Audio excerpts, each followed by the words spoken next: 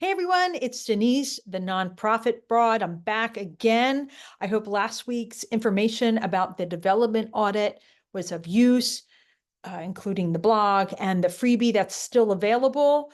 So if you visit my website, thenonprofitbroad.com, and check out my blog, you can request the freebie. But today I'm here to talk about money, specifically money mindset. Nonprofits are typically focusing right on your programming, your purpose, the thing you're trying to improve in the world. And there are people in the organization to help make that come true. When it comes to, say, the executive director, the board of directors, certainly if you have development staff as well, money mindset really matters. Now, organizationally, as well as what those individual people are bringing to that conversation, whether it's spoken or unspoken. And more often than not, it's unspoken. To create a growth mindset, if you will, for your nonprofit, you really want to take a look at some of the vocabulary that you use. But before I get to that, I do want to lean into a little bit about our individual money stories and how they might show up in how we run our organizations. Let's say you have an executive director who's all about spend, spend, spend. You got to spend money to earn money, right? But then you have a board chair who's like, oh, save, save, save. We got to save for a rainy day. There is a lot of unpredictability. Well, imagine the conflict that might come up between those two leaders in the organization. And I wonder, and I'm curious about, if there was conversation taking place. What do you think about money? What is your money story? Are you a spender? Are you a saver? Some way to really lean into the key conversation about what people think about money. And if you want to shift from that scarcity mindset to an abundant mindset, it's going to take some conversation. And to reiterate, when it comes to generating income or revenue for your nonprofit, it is a fundraising activity or it's a fee for service base, but let's just focus on the fundraising side of it. It's all about the relationships that you and your board members have created, or whether you're the executive director or development director.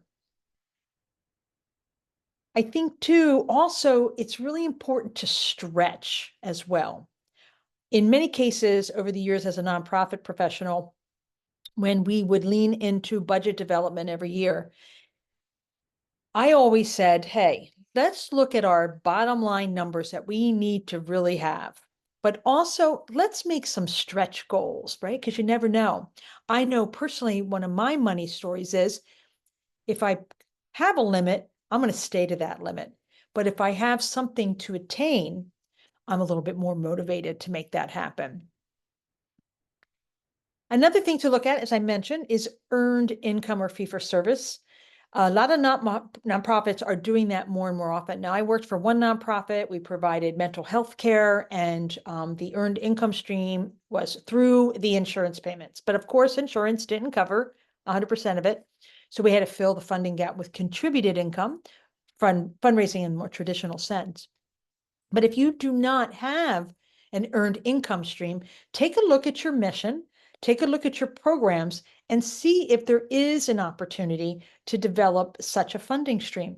Because as we know, you do not want to be single focus as far as your revenue stream. I'll give you a case in point. I just heard today that several nonprofits in my community got some bad news. Their primary funding stream, it's dried up. And now what are they going to do? They don't know because they don't have a diverse funding stream. So be proactive, always invest allocated time in different funding streams to help you reach those financial goals. What's also important too, when you think about money mindset and money stories, is transparency.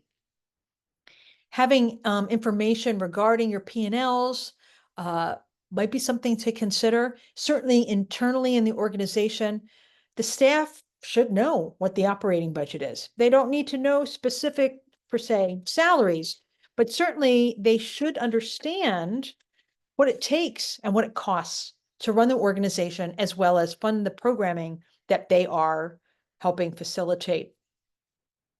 What's also important is celebration. There's a lot of struggles that inherently happen when you're running a nonprofit organization, but celebrating the wins helps kind of balance that out a little bit.